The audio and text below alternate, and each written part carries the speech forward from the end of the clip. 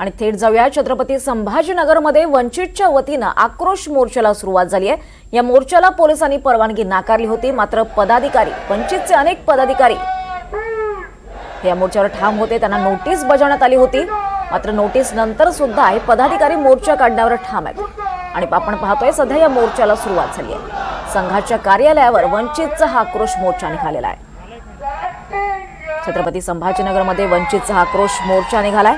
कोणत्याही परिस्थितीत मोर्चा निघणारच अशी ठाम भूमिका या वंचितच्या पदाधिकाऱ्यांनी घेतली होती। आणि आपण पाहतोय या मोर्चाला आता सुरुवात झाली आहे। वंचितच्या पदाधिकाऱ्यांविरोधात दाखल गुन्ह्याविरोधात या मोर्चाचं आयोजन करण्यात आलेलं आहे। छत्रपती संभाजीनगरात वंचित बहुजन आघाडीचे पदाधिकारी राहुल मकासरे यांच्यावर दाखल गुन्ह्याच्या निषेधार्थ संघ कार्यालयावर या मोर्चाचं आयोजन करण्यात आलेलं आहे। मात्र या मोर्चामुळे कायदा सुव्यवस्थेचा प्रश्न निर्माण होऊ शकतो, यामुळे पोलिसांनी परवानगी नाकारली होती। मात्र तरी सुद्धा वंचित बहुजन आघाडी आपल्या मोर्चावर ठाम आहे।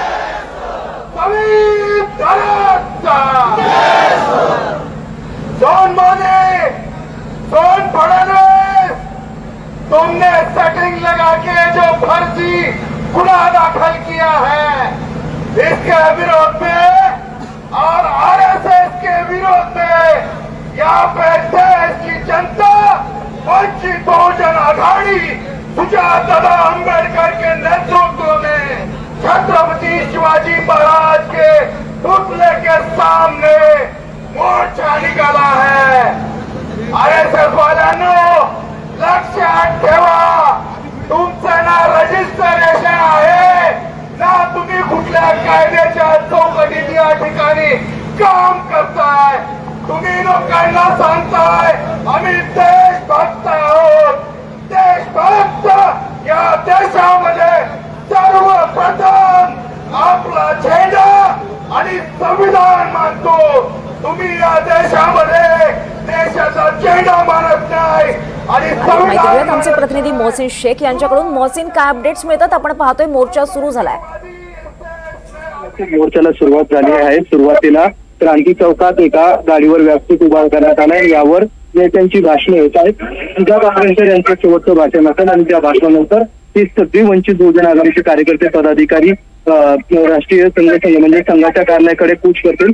मात्र पोलिसांनी या ठिकाणी मोठ्या प्रमाणावर बॅरिकेड लावलेले आहे। कोणत्याही परिस्थितीत हे मोर्चा संघाच्या कार्यालयाकडे धडकणार नाही याची काळजी पोलीस घेतात, कारण यापूर्वीच पोलिसांनी या सगळ्या मोर्चाची परवानगी नाकारलेली आहे। मात्र तरीही वंचित बहुजन आघाडी आपल्या मोर्चावर ठाम आहे। त्यामुळे आता काही वेळात भाषण संपल्यानंतर हा मोर्चा संघाच्या कार्यालयाकडे निघणार आहे।